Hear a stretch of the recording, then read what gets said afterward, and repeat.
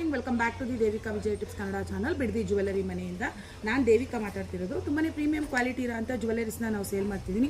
ತುಂಬಾ ಜನ ನನಗೆ ತುಂಬ ಚೆನ್ನಾಗಿ ರೆಸ್ಪಾನ್ಸ್ ಮಾಡಿದ್ದೀರಾ. ಬಿಡದಿಲ್ಲಿ ನೀವು ಸ್ಟಾಲ್ ಇಡಿ ಅಂತ ಹೇಳಿದ್ದೀರಾ. ಅತಿ ಶೀಘ್ರದಲ್ಲಿ ನಾನು ಸ್ಟಾಲ್ ಇಡ್ತೀನಿ.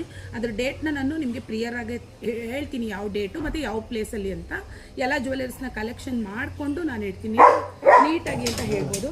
ಸೊ ಬನ್ನಿ, ಇವಾಗ ಲೇಡಿ ಸ್ಟೋನ್ ಜ್ಯುವೆಲರೀಸು ಒಂದು ತೋರಿಸು ನೋಡಿ. ಇವನು ಗಲಾಟೆ ಮಾಡ್ತಿರ್ತಾನೆ ಮಿಡಲಲ್ಲಿ, ಅದಕ್ಕೆ ಡಿಸ್ಟರ್ಬೆನ್ಸ್ ಇರುತ್ತೆ. Sorry for that. ಏಯ್, ಸೊ ಬನ್ನಿ ಇವಾಗ